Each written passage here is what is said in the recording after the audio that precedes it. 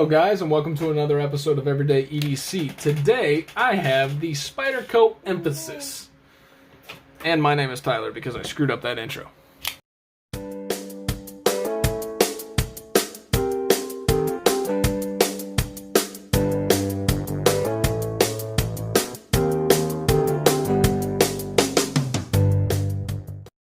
The Spyderco Emphasis. This is a product of the Spyderco Effecient that came out back in 2016, and they decided to make a slightly larger model, about 20% bigger than the Spyderco Effecient, to come out in a, I think the Effecient was a budget blade too, but it's a very large budget blade. To put this into perspective, this is a $56 knife. We have an ambidextrous, awesome Spyderco deep carry wire pocket clip, both sides. Got a lanyard hole, G10 scales, which are perfectly grippy. They're the peel ply texture, but they're not. They won't tear up your pocket. Maybe it's because Jake's carried it for a while. Oh, by the way, this is another knife that Jake sent into the channel, so thank you, Jake, for sending this in for review. But it's not terribly grippy, and maybe it's because he used it. I'm not sure. And the overall ergonomics are pretty darn good. You don't have that upwards thumb ramp like you have on the PMs, but your finger lands perfectly in this choked up position, and it lands perfectly when you're not choked up. It's pretty darn good ergonomics. We got a stainless steel liner lock. Your typical Spidey opening hole. This is on phosphor bronze, I believe. And the fidget factor, it's pretty fun. You guys hear it? Snaps open real good. So right now we're not centered, but I can probably tweak that, bring that back. And again, I don't know how much love he's given this knife. The edge, I can't tell if it's a factory edge or not. This side looks like a factory edge. That side does not. It looks like we came up a little bit too high when we were trying to sharpen it. I'm not sure. So, let's get into this.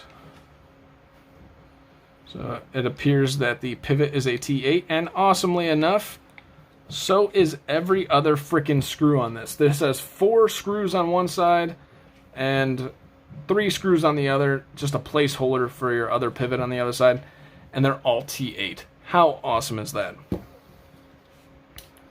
Let's get into some specs. Let's check your overall length. The overall length on this guy is coming in at 8 1/4 inches. The overall blade length is coming in at 3 1/2 inches, and the overall cutting edge is coming in at just about 3 1/4. This is a fairly large knife. It's fairly heavy, and that's okay. The overall weight on this is coming in at 5.12 ounces, so it is no slouch when it comes to weight. And we're going to talk about weight relieving in a second to see. We'll take a look at the inside guts ever. The overall thickness of these scales is coming in at a 0.48, which is actually surprising because this knife feels very substantial in hand. The overall height of this knife is coming in at a 1.4, which isn't too bad considering the PM2 is coming in at a 1.6. Your Manix 2 is coming in at a 1.74 when it comes to the overall height. It's mainly due to that thumb ramp. This doesn't have the thumb ramp, so it keeps it a much slimmer profile. The blade stock thickness here, it's coming in at about 120 thousandths. That's pretty good. And the overall behind the edge thickness, because this is such a large knife, you got so much room to come on down on the edge. It's about 20 thousandths behind that portion of the edge. Let's see if they kept it. Yeah, they kept it all the way through too. So it's about 20 thousandths behind the edge, which is a perfect working edge. 20 to 25 thousandths is perfectly working. You get the Civivis and you could like shave hairs and stuff. Is it really necessary? I don't know. Let's check the liners. So the liners are weight relieved. As you can see, they're milled out. Heavy milling on the other side. Very, very skeletonized in there, which is nice. And you got this finger choil right there. I don't know if I mentioned it, even though I put it in the grip. You got phosphor bronze washers. Let's get into some size comparisons. Here's your Spyderco Emphasis versus your Spyderco PM2 and your Spyderco PM3. As you can see, it's much larger than both, which is cool. It's a very large knife. I've never held the Shaman. To me, it kind of generically, don't freaking castrate me. It generically resembles the shape of the Shaman. But obviously it resembles the shape of the Emphasis, because the Emphasis is a knife that it was built after. Here's your Rat Model 1 and your Rat Model 2. It's about the same length as your Rat Model 1. In which case makes it significantly larger than your Rat Model 2. Here's your Civivi Dogma and your Civivi Odium. Obviously much larger than both of these two knives. And last but not least, here is your Feldspar and your Mini Feldspar. Coming in at slightly larger than your Feldspar. We got this bubble butt coming around the edge. That's winning right there. The cool news about the bubble butt is it gives you more room for your hand to go. So you got a little bit more room for those sausage fingers out there. So what are my overall thoughts on this knife? What do I like? I love the G10. The G10 is great. For the price at $56, the G10 for a Spyderco knife is very nice. The weight, we got the stainless steel liner lock, backspacer back here. That's pretty cool because why? It adds a significant amount of weight, and this knife feels like a significant knife in hand. The weight resembles that, and the solidity resembles that of the Rat Model 1. Now, those of you that have held the Rat Model 1 know what I'm talking about. You hold the Rat Model 1, and at least the weight and solidity in your hand feel way different than like a Civivi, where you got the G10, all the, it feels way different. So there's something to be said for having a very solid knife in hand. The ergonomics are very darn good. I don't know that they're better than, say, a Manix 2 or something, but as Spyderco typical is, or are, or grammar, it's very good. The ergonomics are very good. The blade comes down to a nice, perfectly slicey edge, starting out at 120 thousandths, coming down to 20 thousandths. I'm very happy with that.